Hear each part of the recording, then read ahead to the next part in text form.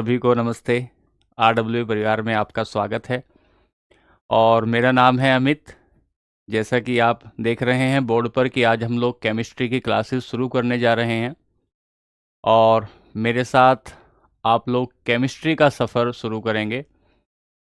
तो सबसे पहले सारी बातों को करने से पहले मैं आपको एक बार सूचना देता हूं, और ये जो सूचना है ये सूचना है आपके बैच की। इसके बाद हम लोग आगे बातचीत शुरू करेंगे। सभी को बहुत बहुत नमस्कार, सभी को बहुत बहुत नमस्ते।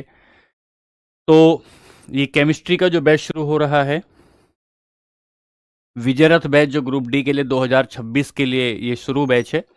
टाइम टेबल जो इस बैच का है वो टाइम टेबल है कि सुबह 9 बजे करंट अफेयर की क्लासेस होंगी, उसके बाद 10 बजे सुबह मैथ की क्लासेस होंगी, और उसके बाद रीजनिंग की क्लास होगी 1 बजे, और फिर 2 बजे मेरा और आपका सफ़र सिलसिला शुरू होगा। मेरी और आपकी मुलाकात जो होगी वो केमिस्ट्री के साथ होगी। ये क्लासेस आज से स्टार्ट हो रही हैं, और इस बैच को परचेज करने का तरीका है कि आप ऐप को इंस्टॉल करते हैं और RRB20 कोड यदि इस्तेमाल करते हैं तो उसको इस्तेमाल करने के बाद आपको 639 रुपये पे करना होगा और आपको ये बैच मिल जाएगा। ये बैच वैसे 799 रुपये का है, लेकिन यदि आप इस पे कूपन कोड लगाते हैं, RRB20 कूपन कोड लगाते हैं, तो ये आपको 20% के डिस्काउंट पे मिलता है। इसकी जो फीचर्स हैं वो लाइव एंड रिकॉर्डेड क्लासेस हैं, एक्सपीरियंस फैकल्टीज हैं, हैंड रिटन नोट्स आपको मिलेगा, क्लास नोट्स आपको मिलेगा, और डाउट ग्रुप में आप लोग शामिल हो जाएंगे। फिर आगे चलें तो ऐप को इंस्टॉल करें। ऐप को इंस्टॉल कर लेंगे तो आपको ये परचेज कैसे करना है इसकी प्रक्रिया आपको बताई गई कि इसमें आपको एक ऐसा इंटरफेस दिखाई देगा। इस इंटरफेस पे आपको पेड क्लासेस का ऑप्शन होगा, और पेड क्लासेस के ऑप्शन के बाद बाय नाउ का ऑप्शन आपके सामने आएगा। बाय नाउ के बाद आप लोग कूपन कोड यूज करेंगे और उसके बाद आपको 639 रुपये में ये बैच मिल जाएगा। ठीक है, तो ये तो हुई ऐप से संबंधित जानकारी, और ये हुई कि कोर्स कैसे कैसे आपको खरीदना है, ये बात हुई। अब बात करते हैं कि सर केमिस्ट्री जो है उसको पढ़ना कैसे है। तो हम लोग 3-4 डाउट पहले आपके ले रहे हैं, उन डाउट को पहले सॉल्व करेंगे, उसके बाद आगे चलेंगे। पहला, कुछ बच्चों की ये समस्या रहती है कि सर हम तो आर्ट बैकग्राउंड से हैं, आज तक भी हमने केमिस्ट्री नहीं पढ़ी है, और जीवन की बड़ी से बड़ी समीकरण को सॉल्व कर लेते हैं, लेकिन ये केमिस्ट्री के जो समीकरण को बैलेंस करने की बारी आती है तो धाराशायी हो जाते हैं। तो एक बात ये कि सर क्या हम लोग अगर आर्ट बैकग्राउंड के हैं तो क्या हमें इतनी आसान भाषा में समझाया जा सकता है, क्या हमें भी उतना मौका मिल सकता है कि हम भी केमिस्ट्री या साइंस के एक सेगमेंट के हीरो बन सकते हैं। तो एक बात तो यह है कि हाँ, निश्चित रूप से आप हीरो बन सकते हैं। दूसरी बात, सर केमिस्ट्री से आने वाले सवालों को, केमिस्ट्री के इतने टेक्निकल शब्द होते हैं, कहीं लिखता है ऑक्सीकरण हो गया, ऑक्सीडेशन हो गया, कहीं लिखता है कि अपचयन हो गया, कहीं लिखता है कि तत्व होता है, यौगिक होता है, कहीं लिखता है कि कुछ कुछ टेक्निकल फॉर्मूलाज होते हैं। सर इन फॉर्मूलाज को कैसे रटेंगे, इन्हें कैसे पढ़ेंगे, एक बेसिक बातों को हम कैसे याद करेंगे। तो इसकी जिम्मेदारी हमारी होगी कि आपको कैसे याद कराया जाएगा। और अगली बात आती है कि सर जो टॉपिक हमने पढ़ लिया, जब हमने कहा कि सर हमने कोई टॉपिक पढ़ा है तो क्या मुझे किसी बच्चे को उसके बारे में पहले से कोई जानकारी होनी चाहिए। मैं कहता हूं बच्चे, अगर तुम अंगूठा टेक भी हो, अगर तुम बिल्कुल अंगूठा टेक हो, जीरो हो केमिस्ट्री में, तो वो जिम्मेदारी हमारी है। जैसे कुम्हार एक मिट्टी के बर्तन को आकार देता है और उसको बेहतर गढ़ने के बाद उसको बारीक गले की सुराही बना देता है, उसको जलने वाला दीपक बना देता है, उससे बड़े बड़े घड़े बना देता है। तो आपको कच्ची मिट्टी है तो वही बेहतर है, उसको बेहतर तरीके से गढ़कर आकार देने की जिम्मेदारी केमिस्ट्री में हमारी होगी। तीसरी बात यह है, सर क्या बेसिक से पढ़ाएंगे। अरे इतना बेसिक से पढ़ाएंगे कि आप कहेंगे सर बिल्कुल बेस में टिका दिया हमें, तो एकदम बेसिक, एकदम फंडामेंटल, बिल्कुल फंडामेंटल से पढ़ाएंगे। आपको ए अनार कै कबूतर भी यदि केमिस्ट्री में नहीं आता है, ये जिम्मेदारी हमारी है और जिम्मेदारी को हम बखूबी निभाएंगे। वो आप आज की क्लास से ही इस बात को समझ लेंगे, आज की बात से समझ लेंगे। एक बात रही। फिर दूसरी बात ये होती है हम लोग इस जिम्मेदारी को जो ले रहे हैं, जो टॉपिक टू टॉपिक चल रहे होंगे आगे, इसे कैसे पूरा करना है ये देखेंगे। अगली बात सर हम लोग पहली बार पढ़ रहे हैं तो हमने कोई टॉपिक पढ़ते हैं, उस टॉपिक से क्वेश्चन किस तरीके के आते हैं, तो क्वेश्चन किस तरीके के आएंगे ये हम तुरंत अपना एक टॉपिक करेंगे, उस टॉपिक को करने के बाद आगे बढ़ेंगे और तुरंत उसके पीवाईक्यू कर लेंगे। टॉपिक पढ़ा, पीवाईक्यू किया, बात खत्म। टॉपिक पढ़ा, पीवाईक्यू किया, बात खत्म। तो अब हम लोग चलते हैं। सबसे पहले हम लोग आपको सिलेबस बताएंगे। सिलेबस के चलने के बाद हम आपको विज्ञान की पृष्ठभूमि तैयार करेंगे और विज्ञान की पृष्ठभूमि तैयार करने के बाद फिर हम लोग केमिस्ट्री पर चलेंगे। ठीक है, आइए शुरू करते हैं। तो आप लोग एक हेडिंग डालेंगे, और उस हेडिंग में आप लिखेंगे रसायन विज्ञान का पाठ्यक्रम। दोनों भाषाओं में हम लिखते चलेंगे। Syllabus of chemistry, syllabus of chemistry, रसायन विज्ञान का पाठ्यक्रम, सिलेबस ऑफ केमिस्ट्री। मैं इसको यूनिट्स में लिखूंगा और यूनिट्स को लिखने के बाद हम लोग छोटे छोटे यूनिट उसके आगे पढ़ते चलेंगे। तो पहला जो टॉपिक हमारा होगा उसे कहेंगे पदार्थ। पहले टॉपिक में हम मैटर पढ़ेंगे, पदार्थ को जब तोड़ते जाएंगे तो इसी के भीतर कई सारे टॉपिक आ जाएंगे। पदार्थ को पढ़ने के बाद इसकी विशेषताएं, अवस्थाओं में परिवर्तन, ये कैसे ठोस द्रव में तब्दील हो जाता है, द्रव कैसे आगे जाकर गैस में तब्दील हो जाता है। पदार्थ के अगर पढ़ेंगे तो फिर हम लोग पढ़ेंगे मिश्रण। इसी का एक सब टॉपिक बनेगा मिश्रण, जिसे आप मिक्सचर कह रहे होंगे। यहां से आगे बढ़ेंगे तो आप पढ़ेंगे अणु और परमाणु। आप पढ़ेंगे बच्चों अणु और परमाणु, ये क्या होता है, इसके क्या क्या गुण होते हैं। तो यहां पढ़ेंगे आप एटम एंड मॉलिक्यूल। एक बार इसको पेपर पे बना लीजिएगा पहले पेज पर। फिर यहां से आगे बढ़ेंगे तो यहां पढ़ेंगे परमाणु की संरचना। और जब आप परमाणु की संरचना पढ़ेंगे, स्ट्रक्चर ऑफ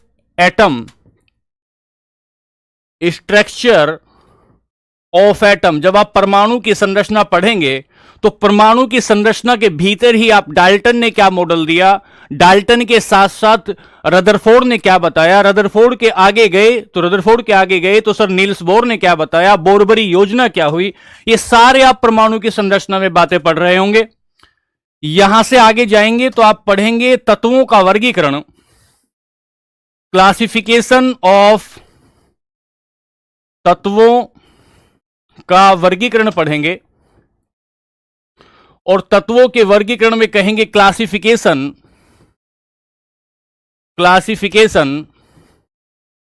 ऑफ एलिमेंट्स। यह सिलेबस इस तरीके से डिजाइन किया गया है कि पदार्थ देखेंगे, पदार्थ के सबसे छोटे गुण, उसके परमाणु को देखेंगे। बहुत सारे परमाणु एक जगह मिल जाएंगे तो अणु को देखेंगे, उनकी स्ट्रक्चर कैसी होगी ऐसे देखेंगे। बहुत सारे अणु परमाणु एक जगह मिल जाएंगे तो तत्व बन जाएंगे। यहां से आगे चलेंगे तो धातु तथा अधातु को पढ़ेंगे। धातु तथा अधातु या उपधातु, धातु, अधातु और उपधातु ऐसे लिखेंगे। धातु, अधातु तथा उपधातु। तो metal, non metal and metalloids. धातु, उपधातु, अधातु को पढ़ेंगे। यहां से आगे चलेंगे, टॉपिक नंबर 6 के आगे जब पढ़ेंगे तो यहां हम पढ़ेंगे अम्ल और क्षार को। अम्ल तथा क्षार, सर ये एसिड और बेस कैसे हो जाता है, कैसे बन जाता है, जीभ पर चाट कर देखेंगे कि ये एसिड है या बेस है। इसके तरीके समझेंगे कि कैसे किसी भी पदार्थ को एसिड कहा जाएगा, कैसे भी, हाँ नोट्स बनाना है, कैसे किसी पदार्थ को एसिड कहेंगे, कैसे किसी पदार्थ को हम बेस कहेंगे। यहां से आगे बढ़ेंगे, एसिड और बेस के आगे बढ़ेंगे तो आवर्त सारणी, यहां तक पहुंचते पहुंचते आपका एक बेस तैयार हो जाएगा, और जैसे ही आपका बेस तैयार हो जाएगा तो आप आधुनिक आवर्त सारणी को पढ़ने के लिए आपके पैर मजबूत हो चुके होंगे, और यहां पढ़ेंगे modern periodic table. Modern periodic table, जब मॉडर्न पीरियोडिक टेबल पढ़ लेंगे तो यहां से आगे बढ़ेंगे फिर, और यहां से आगे बढ़ने पर आप कुछ मोटे मोटे टॉपिक्स को देखेंगे, जिसमें आप कहेंगे ईंधन, फ्यूल्स। फिर इसके आगे बढ़ेंगे तो आप कहेंगे, ईंधन के बाद आप पढ़ेंगे विस्फोटक, विस्फोटक पदार्थ, एक्सप्लोजिव मैटर्स, एक्सप्लोजिव मैटर्स पढ़ेंगे। और विस्फोटक पदार्थ से आगे जब पढ़ने जा रहे होंगे, इससे आगे जब पढ़ने जाएंगे तो पढ़ेंगे रासायनिक, एक साबुन और डिटर्जेंट, साबुन तथा डिटर्जेंट। पहले सिलेबस को ध्यान से लिखें, सोप एंड डिटर्जेंट,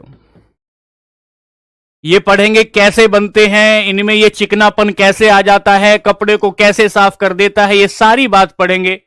फिर यहां से आगे पढ़ेंगे तो देखेंगे कुछ रासायनिक अभिक्रियाएं, रासायनिक अभिक्रियाएं, अभिक्रियाएं, केमिकल रिएक्शंस।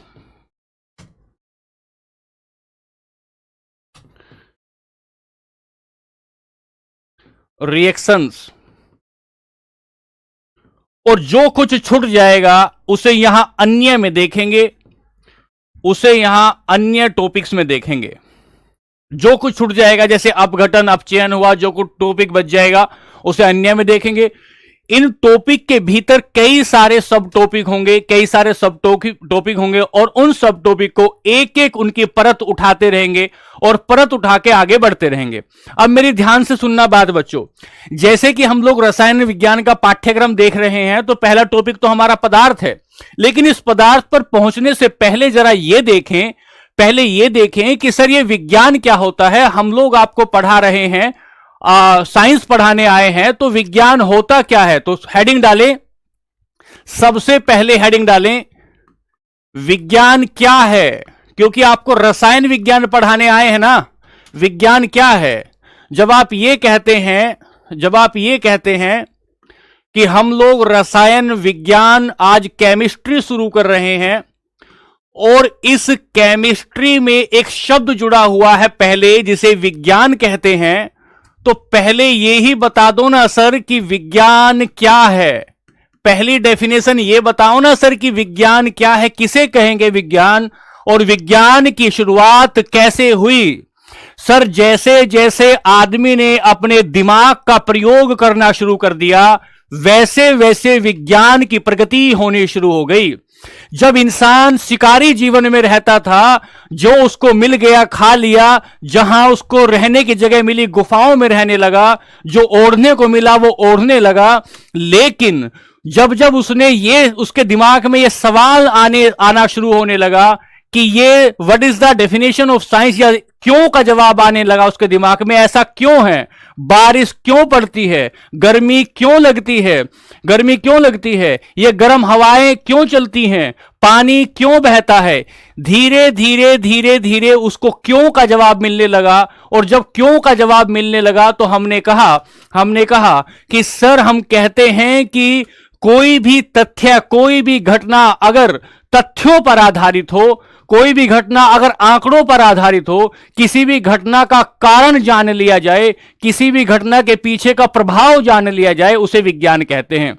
तो विज्ञान की परिभाषा क्या बनेगी। विज्ञान की परिभाषा बनेगी कि कोई भी ऐसा विशेष ज्ञान जो आंकड़ों पर आधारित हो, जो तथ्यों पर आधारित हो, जो ज्ञान पर आधारित हो, जो कारण और प्रभाव पर आधारित हो, उसे हम विज्ञान कहते हैं। सर कैसे समझेंगे।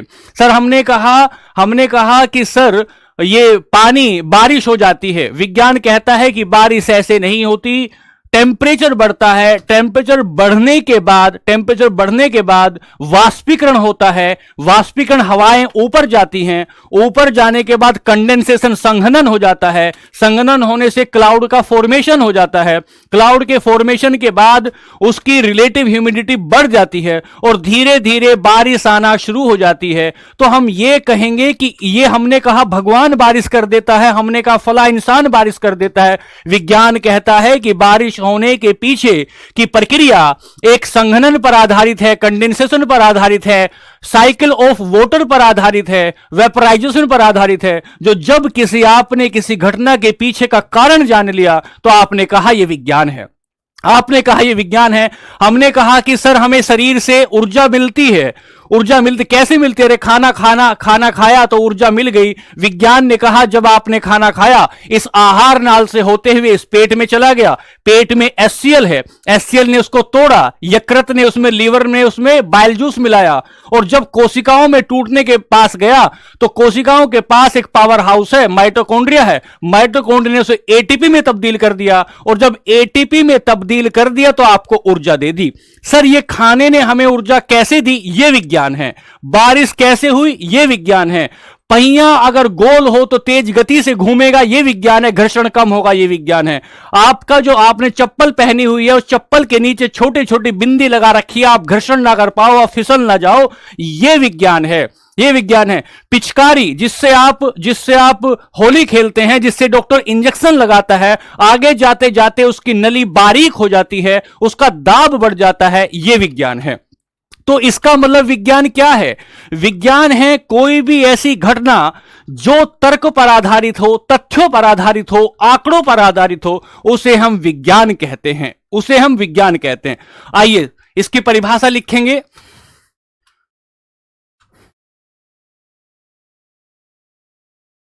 इसकी परिभाषा लिखेंगे, व्हाट इज साइंस, विज्ञान क्या है। तो परिभाषा बना लें इसकी, जो जो अभी सीखा इसकी परिभाषा बना लें, लिखे ध्यान से। ऐसा विशेष ज्ञान जो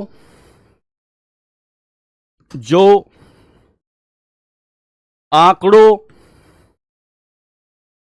तथ्यों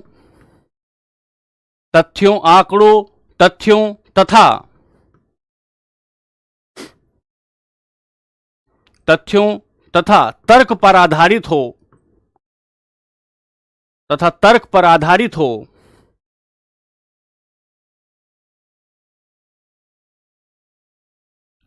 हो, वह विज्ञान कहलाता है, वह विज्ञान कहलाता है। सर अगर किसी भी घटना के पीछे का आपने कारण जान लिया तो इसका मतलब होगा कि वह विज्ञान है। तो क्या कहेंगे? दैट स्पेसिफिक नॉलेज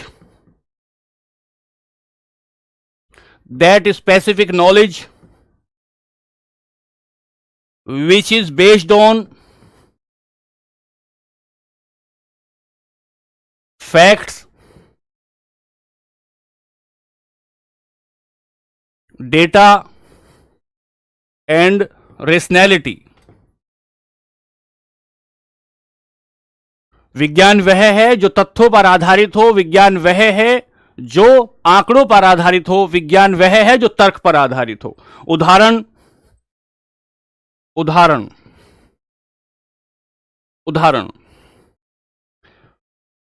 वर्षा का होना वर्षा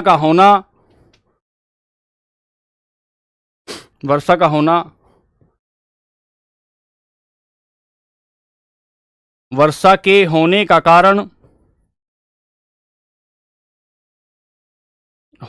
कारण वाष्पीकरण तथा संघनन है। यही एग्जाम्पल क्यों लिया? यह एग्जाम्पल क्यों लिया? जैसे हमने आसपास सुना है कि सर अरे बारिश हो रही है, राम जी बरस रहे हैं। हम कह रहे हैं कि वो ठीक है, हमारी एक धार्मिक मान्यता हो सकती है, लेकिन हमने कहा कि वर्षा के होने का कारण अगर वेपोराइजेशन और कंडेंसेशन हमने जान लिया, इसका मतलब विज्ञान है। Cause of rain is vaporisation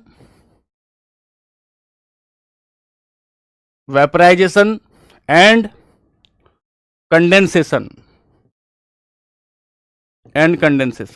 ये उदाहरण हो गया। ये तो हमारे विज्ञान पे। अब हम यहां से आगे चलेंगे तो हम कहते हैं केमिस्ट्री पर। चलिए सर केमिस्ट्री पर आते हैं। केमिस्ट्री तो दो शब्द हमने यहां लिए थे। पहला शब्द हमने लिया विज्ञान को यहां तोड़ लिया, और अब शब्द आया कौन सा? रसायन। तो केमिस्ट्री, रसायन। अगर केमिस्ट्री की बात करेंगे दोस्तों, केमिस्ट्री की बात ध्यान से सुनते रहिएगा। अगर केमिस्ट्री की बात करेंगे तो केमिस्ट्री शब्द जो आया, केमिस्ट्री शब्द मिस्र से आया। केमिस्ट्री शब्द मिस्र के कीमिया शब्द से आया है। मिस्र के कीमिया शब्द से आया है। और ये जो कीमिया शब्द है, इसका अर्थ होता है, इसका मीनिंग होता है ब्लैक, काला। तो सवाल बनेगा कि केमिस्ट्री शब्द का ओरिजिन कौन से देश से हुआ, कौन से देश की भाषा से हुआ? तो हमने कहा केमिस्ट्री शब्द आया मिस्र से, और मिस्र में चलने वाला एक शब्द था जिसका नाम था कीमिया। अगर आप मिस्र को देखोगे दोस्तों, तो यहां ये इजिप्ट, ये पूरा अफ्रीका है, और इस अफ्रीका में ये देश मिस्र है। और इस मिस्र को देखोगे तो यहां से एक नदी बहती है जिसका नाम नील नदी है।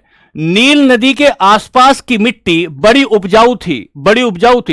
इस मिट्टी में जो तत्व पाए जाते थे, इस मिट्टी की जो उपजाऊ क्षमता थी वो बहुत ज्यादा थी। काली मिट्टी आसपास पाई गई। लोगों ने इस आधार पे कहा कि इस मिट्टी में कुछ ऐसे रसायन पाए जाते हैं जिसकी वजह से इसकी उपजाऊ क्षमता बहुत ज्यादा हो जाती है। तो उन्होंने इसे ब्लैक कह दिया। इन रसायनों को क्या कह दिया? ब्लैक कह दिया। और इसी ब्लैक से, इसी कीमिया से शब्द आगे जाकर क्या बनेगा? केमिस्ट्री बनेगा। तो एक बात तो यह होती है, अर्थ कहां से आया। इसके बाद कीमिया शब्द, इसके बाद एक शब्द बनता है जो कीमिया है, जो कीमिया शब्द बनेगा। और यह शब्द एक ग्रीक शब्द होगा, और इसका जो अर्थ होगा, इस ग्रीक शब्द का जो अर्थ होगा, यह होगा धातु को पिघलाने की कला। धातु को पिघलाने की कला, आर्ट ऑफ मेल्टिंग मेटल। ये शब्द अगर कोई पूछे, ये CHE वाला शब्द जो है ये ग्रीक शब्द है, और KHEAMI वाला जो शब्द है ये ऊपर वाला मिस्र का शब्द है, और ये जो शब्द है ये एक ग्रीक शब्द है। कौन सा शब्द है? ये ग्रीक शब्द है। इसके बाद एक शब्द बनेगा अल्कीमिया। इसके बाद एक शब्द बनेगा अल्कीमिया, और अल्कीमिया से जब आगे जाएंगे तो शब्द बन जाएगा केमिस्ट्री। शब्द बना केमिस्ट्री। अब हमने पहली बात समझी कि ये केमिस्ट्री शब्द जो आया, कीमिया से आया, और उसके बाद ग्रीक शब्द कीमिया बना, और उसके बाद एक अल्कीमिया शब्द बना, और उसके बाद अगर आते हैं तो हमने कहा कि सर केमिस्ट्री शब्द आ गया। तो 3-4 सवाल बनाए। पहला सवाल कि रसायन विज्ञान का उद्भव किस देश में हुआ? तो आप कहेंगे मिस्र में।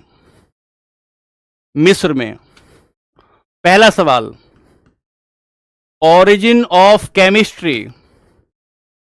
ओरिजिन ऑफ केमिस्ट्री कहां हुआ? इजिप्ट। इसी को इजिप्ट कहते हैं और इसी की जो राजधानी है, इसी की जो कैपिटल है, राजधानी जो है, वही राजधानी इसकी काहिरा कहलाती है, जिसे हिंदी में कैरो कहते हैं, उसे काहिरा भी कहा जाता है।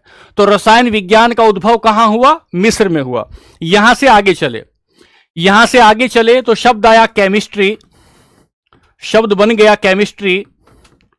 और केमिस्ट्री की परिभाषा लेंगे, पहले केमिस्ट्री की परिभाषा लेंगे। लिखिए, विज्ञान की वह शाखा, पहले लिखें फिर इसको समझाता हूं, जिसमें पदार्थ के गुणों, उसकी प्रॉपर्टी क्या है, पदार्थ के गुणों, उसकी संरचना क्या है, स्ट्रक्चर कैसा है, संगठन, संरचना, संगठन, आपस में अंतरक्रिया, संगठन, अणुओं की अंतःक्रिया, अंतःक्रिया इत्यादि का अध्ययन किया जाता है, इत्यादि का अध्ययन किया जाता है, वह रसायन विज्ञान कहलाती है, वह रसायन विज्ञान कहलाती है, वह रसायन विज्ञान कहलाती है। तो हमने कहा रसायन विज्ञान कहलाती है, हमने कहा क्या क्या शब्द समझे इसमें? पहला शब्द समझा ध्यान से, इसको अंग्रेजी में लिखूंगा, एक सेकंड। विज्ञान की वह शाखा जिसमें पदार्थ, तो शब्द आएगा पदार्थ क्या होता है, शब्द आएगा पदार्थ क्या होता है? कोई भी ऐसी चीज जो हमारे आसपास हो, ये छोला, ये भटूरा, ये आपका पेन, ये कलम, ये आपकी मेज, ये कुर्सी, सारी चीज जो भी आपको ये दिखाई दे कि ये स्थान घेरती है, जिसमें मांस होता है, सारी चीजें क्या कहलाती हैं? सारी की सारी चीजें आपकी पदार्थ कहलाती हैं। तो कोई भी ऐसा पदार्थ, जैसे आपने पानी कहा, आपने मेज कहा, आपने बेड कहा, आपने लकड़ी कही, आपने लोहा कहा, उसकी प्रॉपर्टी क्या होंगी, उसकी स्ट्रक्चर क्या होंगी, वो किन किन तत्वों से मिलकर बना होगा, उसका कंपोजिशन क्या होगा, वो उसके अणु आपस में अंतरक्रिया कैसे करते हैं, अगर हाइड्रोजन को पानी से मिलाएंगे तो H2O कैसे बन जाएगा, कैसे बन जाएगा सर, पानी कैसे वाष्प बन जाता है, वेपर कैसे बन जाएगा, ये पानी जो वेपर है ये बर्फ कैसे बन जाता है, इन सारी चीजों के बारे में जो जानकारी मिलती है, जिस विज्ञान में जानकारी मिलती है, उसे केमिस्ट्री कहते हैं, उसे केमिस्ट्री कहते हैं। तो इंग्लिश में लिखें, इंग्लिश में परिभाषा बनाएं, क्या परिभाषा बनाएं इंग्लिश में? Chemistry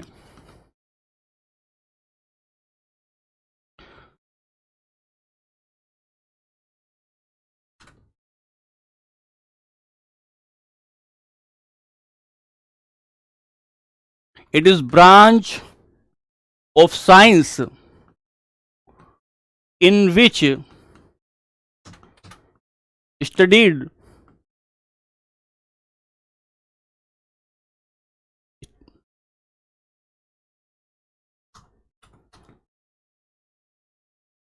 property of matter, property, composition, structure and interreaction between particles of matter, particles of matter। ये हमने इसकी परिभाषा बनाई कि रसायन विज्ञान को क्या कहेंगे, रसायन विज्ञान को क्या कहेंगे। एक बात हुई, अब यहां से आगे चलिए, कुछ फैक्ट लेके चलते हैं इसी के साथ। पहली बात, रसायन विज्ञान का पिता किसे कहते हैं? आधुनिक रसायन विज्ञान का पिता किसे कहा जाता है? यह सवाल आपके पेपर में पूछा गया, पीवाईक्यू का सवाल है कि फादर ऑफ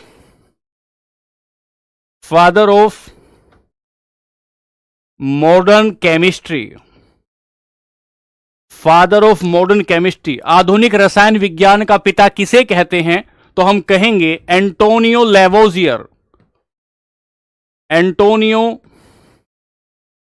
लेवोजियर। सर ये जो एंटोनियो लेवोजियर था, इसके बारे में एक बात सुनेंगे, जरा एक बात सुनेंगे। क्या सुनेंगे? फ्रांस का रहने वाला एक व्यक्ति, और फ्रांस के राजा ने इसको बना दिया राजकोष विभाग का डायरेक्टर, और इस पर आरोप लगा दिया कि ये जो है इसने घपला किया है, इसने भ्रष्टाचार किया है। और भ्रष्टाचार करने के बाद उस समय फ्रांस में एक दंड चलता था, एक दंड देने की प्रक्रिया चलती थी, उसे कहते थे गिलोटीन का मतलब होता था कि जो आदमी है उसकी गर्दन को काट दिया जाता था। इस व्यक्ति को गिलोटीन के माध्यम से मृत्युदंड दे दिया। ऐसी क्या बात हो गई कि एंटोनियो लेवोजियर को हम फादर ऑफ केमिस्ट्री कहते हैं? दरअसल 1774 में एक व्यक्ति थे जिसका नाम जोसेफ प्रिस्टले था, और जोसेफ प्रिस्टले ने ऑक्सीजन की खोज कर दी। ऑक्सीजन की खोज करने के बाद एंटोनियो लेवोजियर ने बताया कि अगर किसी भी चीज को जलाते हो तो बिना ऑक्सीजन की प्रेजेंस के वो चीज जल नहीं सकती। एक बात तो एंटोनियो लेवोजियर ने यह बता दी। फिर दूसरी बात क्या बताई? दूसरी बात यह बताई कि सर अगर कोई मास है, कोई भी मैटर है, और वो जो मैटर है वो मैटर अगर आप उस मैटर को दूसरे मैटर के साथ मिलाते हैं, अगर मैं आटे में पानी मिलाता हूं तो आटे में पानी मिलाने के बाद गूंधा हुआ आटा जो होगा वो आटे और पानी के बराबर हो जाएगा। यानी कि एंटोनियो लेवोजियर ने दो सिद्धांत दिए।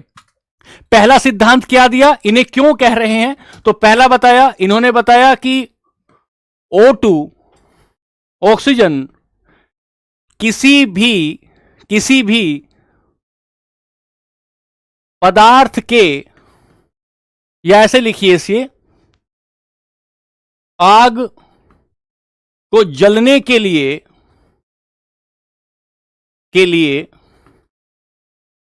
ऑक्सीजन की आवश्यकता होती है।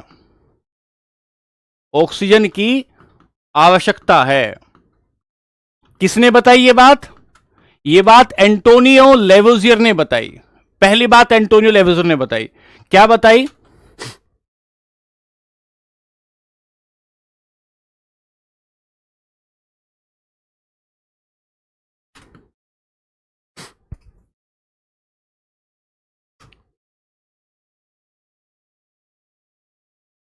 There need to oxygen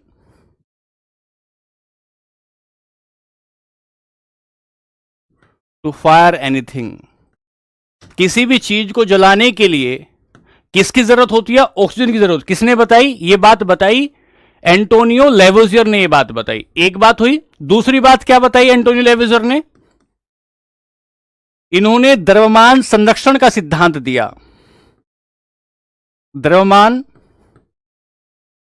संरक्षण का सिद्धांत दिया। किसने दिया? एंटोनियो लेवोजियर ने। क्या कहा? Law of mass conservation. Law of mass conservation. तो हम यहां देखिए क्या कह रहे हैं। हमने आपको एक बात लिखवाई कि आधुनिक रसायन विज्ञान का जनक किसे कह रहे हैं? एंटोनियो लेवोजियर को कह रहे हैं। और एंटोनियो लेवोजियर को ही क्यों कह रहे हैं? उसके पीछे का कारण क्या है? उसके पीछे का कारण है कि दो बात एंटोनियो लेवोजियर ने यहां पर बताई। पहली बात बताई कि सर आग क्यों जलती है, इतनी बड़ी बात थी। ये सब बात किसने बता दी? लेवोजियर ने। और द्रव्यमान संरक्षण का सिद्धांत क्या होता है कि द्रव्यमान ना तो कभी नष्ट किया जा सकता है और ना ही द्रव्यमान कभी बनाया जा सकता है। कोई भी matter not be created nor be destroyed. ना तो उसको बनाया जा सकता है और ना ही उसको क्रिएट किया जा सकता है। यह बात किसने बताई? एंटोनियो लेवोजियर ने बताई। जिस आधार पर इन्हें केमिस्ट्री का रसायन विज्ञान का पिता कहा गया। दो बातें हो गई। यहां से आगे बढ़े। एक सवाल पूछा गया कि भारतीय रसायन विज्ञान का पिता किसे कहेंगे?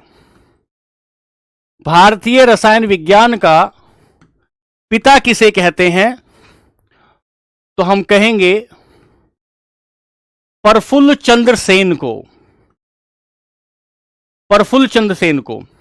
इन्हें ही क्यों कहा जाता है? 1905 में हमारे यहां स्वदेशी आंदोलन चला, स्वदेशी मूवमेंट चला, और ये जो स्वदेशी मूवमेंट चलता है, हमने अपने लोगों को कहा कि यदि आपको अंग्रेजों से छुटकारा पाना है तो आपको अपने ही अनुसार अपना ही राजनीति, अपना ही विज्ञान और अपना ही समाजशास्त्र बनाना होगा, अपनी सारी चीजें बनानी होंगी। उस समय प्रफुल्ल चंद्र सेन ने बंगाल में अलग अलग नई नई प्रयोगशालाएं बनाई। बच्चों को जो उनके विश्वविद्यालय थे, उन विश्वविद्यालयों में जाकर उनको प्रमोट किया ताकि आप विज्ञान के प्रयोगों को आगे बढ़ाएं। इस वजह से भारत में रसायन विज्ञान का जनक, औषधि निर्माण का जनक जो कहा गया, वो किसको कहा गया? प्रफुल्ल चंद्र सेन को कहा गया। तो इसे क्या लिखेंगे? फादर ऑफ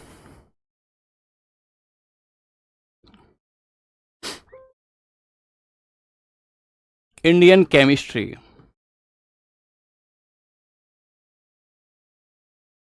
तो क्या कहेंगे? प्रफुल्ल चंद्र रॉय है ये, प्रफुल्ल चंद्र रॉय, प्रफुल्ल चंद्र रॉय। ये बात यहां तक हो गई, ये बात यहां तक हो गई। आगे चलेंगे, एक बात और लिखेंगे कि कणाद या महर्षि कणाद ने, एक फैक्ट और दे रहा हूं, महर्षि कणाद ने अपनी पुस्तक वैशेषिक में, अपनी पुस्तक वैशेषिक में परमाणुवाद सिद्धांत दिया, परमाणुवाद सिद्धांत दिया। तो सवाल पूछेगा आपसे क्या कि भारत में परमाणुवाद सिद्धांत किसने दिया? भारत में परमाणुवाद सिद्धांत किसने दिया? तो हम क्या कहेंगे? बच्चों समझ में आ रहा है? समझ में आ रहा है?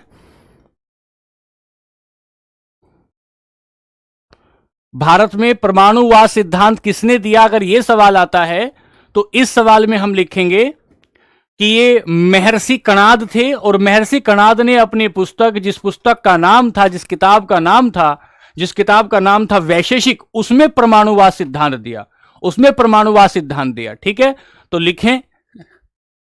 थोड़ा समझने की कोशिश करेंगे तो आपको बेहतर तरीके से समझ में आएगा। अभी बेसिक ले रहा हूं बच्चों, बिल्कुल बेसिक ले रहा हूं।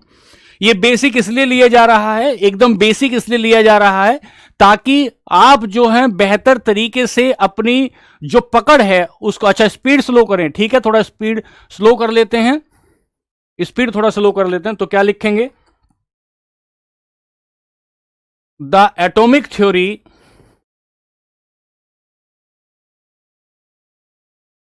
इन इंडिया, भारत में लिखेंगे, वैसे तो डाल्टन ने दी थी। In India the atomic theory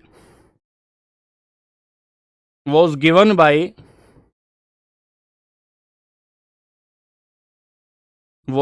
by महर्षि कणाद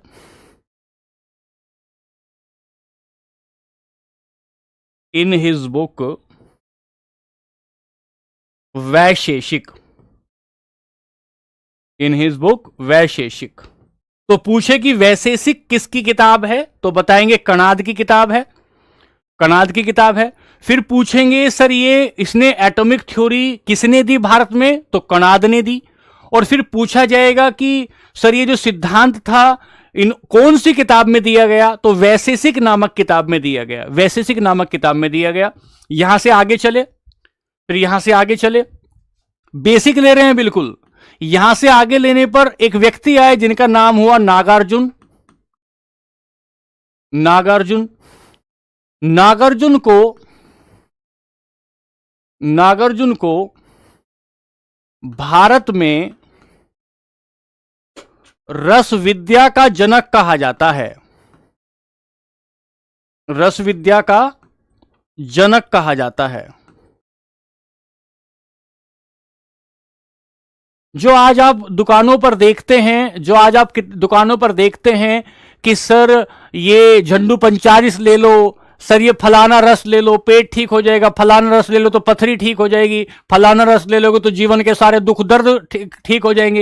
ये जो रस कैसे बनते हैं, एक रस दूसरे रस में कैसे तब्दील हो जाता है, तो सर ये रस की जो विज्ञान हुआ, रस विज्ञान के जो जनक कहा गया भारत में, उसी को क्या कहा, उसी को नागार्जुन कहते हैं। तो फादर ऑफ रस विद्या इन इंडिया, भारत में नोट्स बनाते रहना बच्चों। इन इंडिया फादर ऑफ रस विद्या इज नागार्जुन।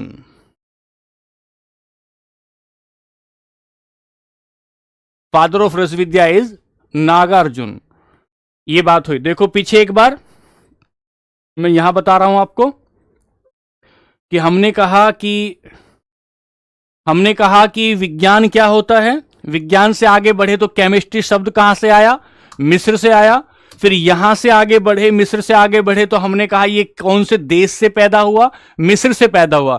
सर मिस्र से पैदा होने का कारण एक और ये भी था कि आपने वो देखा होगा कि वो मरे हुए लोगों को वो उन पर कोई ऊपर से रसायन लगाते थे, मम्मी कहते थे कि मिस्र में मम्मी है। आज भी उन्होंने अपने म्यूजियम में उन मम्मीज को रख रखा है। तो उन लोगों को बहुत बेहतर तरीके से जानकारी थी कि कैसे कोई चीज, कोई एटम बाहर से रासायनिक अभिक्रिया कर सकता है, हवा के रासायनिक अभिक्रिया कर सकता है। उनके पास एक ऐसा रसायन था कि अगर वो किसी मरे हुए आदमी के ऊपर लपेट दे, उसको कपड़े में लपेट कर रख दें, तो वो आदमी गलेगा सड़ेगा नहीं, उससे स्मेल नहीं आएगी। इसलिए मिस्र को कहा गया कि मिस्र के पास रसायन विज्ञान के बारे में बहुत बेहतर जानकारी है। इस बेहतर जानकारी की वजह से ही कहा कि ओरिजिन कहां से हुआ केमिस्ट्री का, तो केमिस्ट्री का ओरिजिन हो गया आपका मिस्र से। केमिस्ट्री की परिभाषा क्या बनती है, ये हुआ। फिर हमने कहा कि sir father of modern chemistry किसे कहा जाएगा, तो फादर ऑफ मॉडर्न केमिस्ट्री हम लोग किसे कहेंगे, हम लोग कहेंगे एंटोनियो लेवोजियर को। एंटोनियो लेवोजियर को क्यों कह रहे हैं, उसके पीछे का कारण क्या है, उसके पीछे का कारण है कि उन्होंने दो ऐसे सिद्धांत दिए। एक का नाम था लॉ ऑफ मास कंजर्वेशन, और दूसरे का नाम था कि ऑक्सीजन हर चीज के जलने के लिए जरूरी एक कंपोनेंट होती है, एक मैटर होता है या एक तत्व होता है। यहां से आगे बढ़े तो भारत में रसायन विज्ञान का पिता कहा गया जिसे प्रफुल्ल चंद्र सेन कहा गया, और महर्षि कणाद ने अपनी पुस्तक वैशेषिक में परमाणुवाद का सिद्धांत दिया। यहां से आगे तो नागार्जुन को भारत में रस विद्या का जनक कहा जाता है। ये कुछ बातें आपने समझी, और इन बेसिक को समझने के बाद आप लोग पहुंचे किस पर, आप लोग पहुंचे अपने टॉपिक नंबर 1 पर, जिसका नाम है पदार्थ। अब ध्यान से सुनिएगा बात को, ध्यान से सुनेंगे। तो हम लोग टॉपिक ले रहे हैं जिसका नाम है पदार्थ। तो चैप्टर नंबर 1 डालेंगे। ये बेसिक था हमारा जो आपको बताया गया, चैप्टर नंबर 1। और चैप्टर नंबर 1 में कहा गया क्या, पदार्थ, मैटर, पदार्थ या मैटर। सबसे पहली बात आएगी पदार्थ या मैटर। अब यहां से सुनेंगे ध्यान से। पहली बात है सर ये पदार्थ क्या होता है, किसे मैं पदार्थ कहूं, तो हमने कहा पदार्थ हर वो चीज होती है जिसे आप छू सकते हो, पदार्थ वो चीज होती है जिसे तौल सकते हो, पदार्थ हर वो चीज जिसको जो स्थान घेरती है, जिसका कुछ मास होता है, उस हर चीज को हम पदार्थ कहते हैं। सर हम सड़क से बाहर निकले तो पेड़ पौधे पदार्थ हैं, हाँ पेड़ पौधे पदार्थ हैं। फिर हम उससे आगे चले कि सर ये ईंट, ये पत्थर, ये मिट्टी, ये पदार्थ है, ये पदार्थ है। सर खाने की वस्तुओं में आ गए, जब खाने की वस्तुओं में आए तो हमने कहा ये छोला, ये भटूरा, ये टिक्की, ये समोसा, ये बूरा, ये चीनी, ये पानी, ये शहद, ये शरबत, ये पदार्थ है, ये भी पदार्थ है। तो सर पदार्थ क्या होता है, एक बेसिक डेफिनेशन दी जा सकती है क्या, हाँ पदार्थ की एक बेसिक डेफिनेशन दी जा सकती है, और वो बेसिक डेफिनेशन होती है कि हर वो चीज हमारे आसपास की, हर वो चीज जो स्थान घेरती है, हर वो चीज जिसका कुछ मास होता है, उसे पदार्थ कहते हैं। उसे पदार्थ कहते हैं। तो हम लोग पहला चैप्टर जो शुरू करने जा रहे हैं उस चैप्टर का नाम है जिसे हम पदार्थ कहेंगे। तो पहली बात आएगी कि सर पदार्थ क्या होता है। तो बच्चों लिखेंगे ध्यान से कि पदार्थ क्या है। हाँ, पीवाई को लेकर चलेंगे अंशु जी, बिल्कुल पीवाई को लेकर चलेंगे। आप नहीं पीडीएफ से क्यों पढ़ाएंगे भाई, लिख लिख के पढ़ाएंगे, एक एक बात स्पष्ट करके पढ़ाएंगे, राइटिंग को साफ कर लेंगे, कोई दिक्कत नहीं है। पीडीएफ से क्यों पढ़ाएंगे, आपको एक एक बात रटवानी है, एक एक बात समझानी है, तो उसको समझाते हुए चलेंगे, ठीक है। पीवाई को लेते हुए चलेंगे, चिंता ना करें, बेफिक्र रहें। तो चलिए अब आगे चलते हैं। गैस भी एक मैटर है, हर वो चीज जो स्थान घेरती है मैटर है, ठीक है। चलिए तो पहला लेते हैं पदार्थ की परिभाषा। नोट्स बनाते चलो, हाँ पढ़ाई शुरू हो गई है, नोट्स बनाते चलो, ठीक है। चलिए आइए, तो हमने कहा पदार्थ, पहले डेफिनेशन बनाएंगे पदार्थ की, फिर आगे चलेंगे। पहले पदार्थ की परिभाषा बनाएंगे। प्रत्येक वह वस्तु जो स्थान घेरती है,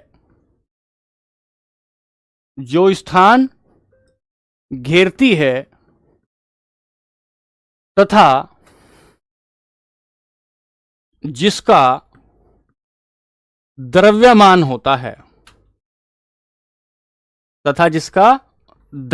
होता है, पदार्थ कहलाती है।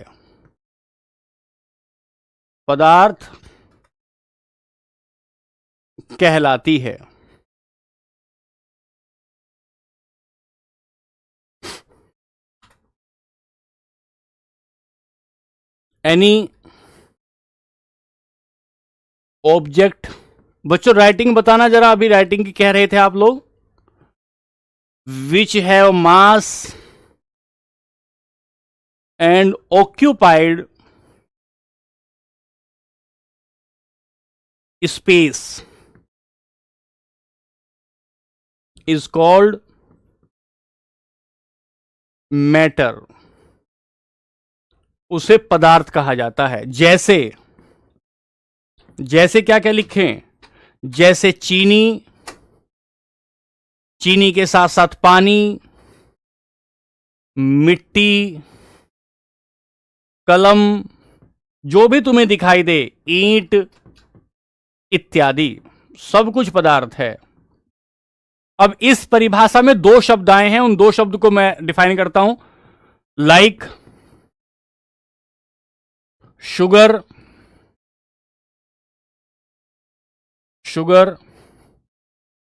Water, soil, pen, brick, etc। अब इस परिभाषा में ह्यूमन बॉडी भी मैटर है बच्चे, हर्षित भाई, ह्यूमन बॉडी भी मैटर है, कुछ भी हो सब मैटर है। तुम्हारा क्या मैटर है, बस वो मैटर नहीं है, बाकी सारी दुनिया में जितनी भी चीजें हैं वो सब मैटर कहलाती हैं, ठीक है। अंशुल, मेरा नाम अमित है, और यहां से लिखेंगे, उर्दू में भी लिख देंगे भाई उर्दू में भी लिख देंगे। तो यहां से शब्द आता है, एक तो आपके पास आया द्रव्यमान, एक शब्द आया द्रव्यमान, और एक शब्द आया यहां पर आपके पास स्थान घेरना, और स्थान घेरने को ही क्या कहते हैं, आयतन कहते हैं। तो दोनों शब्दों को लिखें, दोनों शब्दों की परिभाषा लें। एक बात ले, द्रव्यमान, जिसे आपने मास कहा। तो सर सवाल बनता है कि हमने एक बात पढ़ रखी है कि मास क्या होता है, द्रव्यमान क्या होता है, मास, क्योंकि इस परिभाषा में आया है ना शब्द, इस परिभाषा में मास शब्द आया है ना, तो शब्द आता है कि मास क्या होता है। किसी भी पदार्थ के भीतर जो भी अणु है उनकी मात्रा कितनी है, किसी भी पदार्थ के भीतर अणुओं की मात्रा कितनी है, उस मात्रा को हम क्या कहते हैं, उस मात्रा को हम उसका मास कहते हैं, ठीक है, बात समझे। तो सुने ध्यान से, amount of substance, amount of substance in a matter, in any matter, किसी भी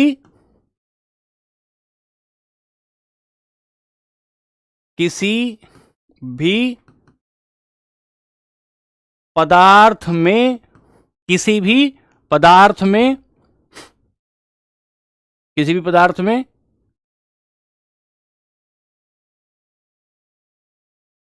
अणुओं की मात्रा, मोलिक्यूल की, कणों की मात्रा कितनी है, इसे हम क्या कहते हैं, इसे हम क्या कहते हैं, इसे हम मास कहते हैं।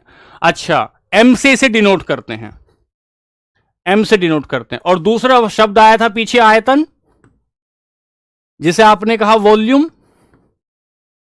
वॉल्यूम क्या बताता है, घेरा गया स्थान। वॉल्यूम क्या बताता है, घेरा गया स्थान, ऑक्यूपाइड स्पेस। तो इस मार्कर में कितने पार्टिकल हैं, ये तो इसका मास है। और इसने कितनी जगह घेर रखी है, इसने कितनी जगह घेर रखी है, इस जगह को ही हम इसका आयतन कहते हैं, इस जगह को ही हम इसका आयतन कहते हैं। तो बात समझे हमने परिभाषा क्या ली, कोई भी वह चीज जो स्थान घेरती है, कोई भी वह चीज जो स्थान घेरती है, उसे हम लोग पदार्थ कहते हैं। कोई भी वह चीज जो स्थान घेरती है और जिसमें द्रव्यमान होता है, वो उसे पदार्थ कहते हैं। और ये जो द्रव्यमान होता है, इसका मतलब होता है किसी भी वस्तु के भीतर कितने मॉलिक्यूल हैं, किसी भी वस्तु के भीतर कितने कण हैं, अगर इनको तोल लें तो इसे हम उसका द्रव्यमान कहते हैं। और फिर वो कितना स्थान घेरती है, उसे हम उसका आयतन कहते हैं। तो अगली बार आपसे कोई पूछे कि what is the definition of volume, volume क्या होता है, तो आप बताएंगे सर घेरा गया स्थान वॉल्यूम होता है। एक बेड पर, एक चारपाई पर तुम जो ऐसे क्षैतिज लेट जाते हो, उस लेटे हुए जगह को अगर मैं नाप लूं, तोल लूं पूरा उसको, तो हम कहेंगे सर ये में उसका आयतन होता है, ये उसका आयतन होता है। अब यहां से आगे चलेंगे। हाँ, पीडीएफ मिलेगी, बिल्कुल, क्यों नहीं मिलेगी बच्चों, पीडीएफ मिलेगी। बात समझ में आ रही है क्या, ये परिभाषा समझ में आई, पदार्थ किसे कहते हैं, पदार्थ किसे कहते हैं, बात समझ में आई। हवा भी एक प्रकार का पदार्थ है, हवा भी एक प्रकार का पदार्थ है।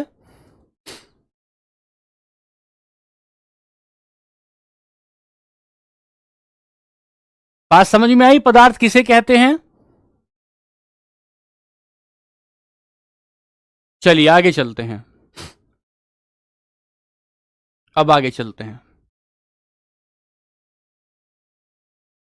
पदार्थ का वर्गीकरण करते हैं।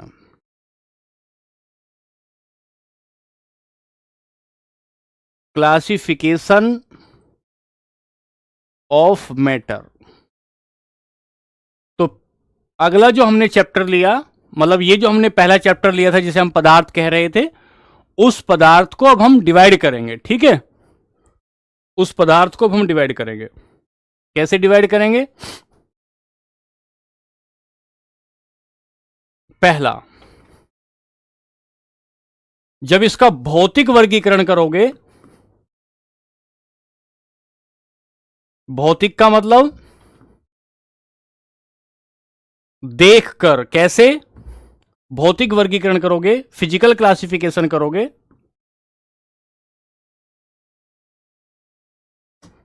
फिजिकल क्लासिफिकेशन करोगे। लिखते रहना बच्चों, नोट्स बनाते चलना। तो इसे कहेंगे हम ठोस, द्रव, गैस, प्लाज्मा, प्लाज्मा और Bose Einstein condensate, Bose Einstein condensate. जब इसका फिजिकल वर्गीकरण करोगे ना, तो इसे कहोगे सॉलिड, लिक्विड, हाँ जी, बस एक second. Gas, plasma, Bose Einstein कंडेंसेंट।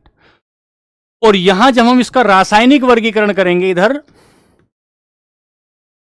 Chemical classification करेंगे, केमिकल क्लासिफिकेशन करेंगे, तो इसे हम बांटेंगे अशुद्ध और शुद्ध पदार्थ में, शुद्ध और अशुद्ध पदार्थ में। जब शुद्ध कहते हैं इसका मतलब प्योर मैटर, और इसे कहेंगे इम्प्योर मैटर। और जब शुद्ध पदार्थ को पढ़ने जाएंगे तो यहां पढ़ेंगे तत्व और यहां पढ़ेंगे यौगिक। इसे कहेंगे एलिमेंट और इसे कहेंगे कंपाउंड। और यहां पढ़ेंगे आप लोग मिश्रण, मिक्सचर। तो कल की क्लास में हम लोग पहले भौतिक वर्गीकरण को पढ़ेंगे, पहले भौतिक वर्गीकरण पढ़ेंगे, ठोस, द्रव, गैस, प्लाज्मा। उसके बाद हम लोग रासायनिक वर्गीकरण को पढ़ेंगे। ठीक है, टाइम हो गया है।